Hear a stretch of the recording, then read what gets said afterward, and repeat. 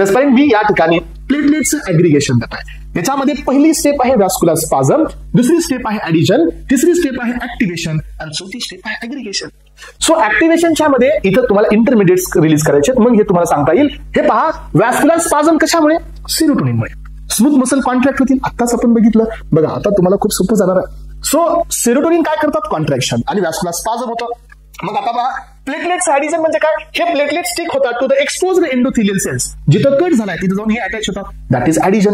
So याच्यानंतर असतं platelets activation.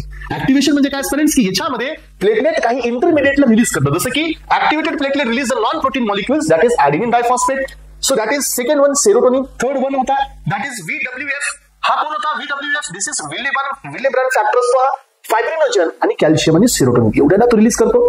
मग यानंतर platelet also synthesise the thromboxane A2. पहा, आपण हे आताच पाहिलं की थ्रोम्बोक्सिन A2 पण इथं सिंथसाइज होतो एस्पायरंट. आता ऍग्रिगेट कसे होतात पहा, signalling from the activation pathway, changes in the conformational changes in GP2B आणि GP3A यांच्यामध्ये चेंजेस होतात. सो या हे इंटिग्रिनचे रिसेप्टर्स, हे एकामेकाला अटॅच होणारे रिसेप्टर्स आहेत aspirants on the platelet surface आणि causing to become a glycoprotein 2B आणि ग्लायकोप्रोटीन 3A रिसेप्टर ऍक्टिव्हेशन.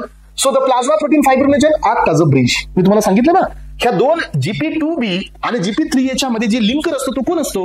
तो फायब्रिनोजन असतो, तो ब्रिजचं काम करतो आणि बाइंडिंग होतो ह्या दोघांच्या रिसेप्टरचं ऍडजस्टंट प्लेटलेट्स मध्ये आणि या ठिकाणी ऍग्रिगेट तयार होतं.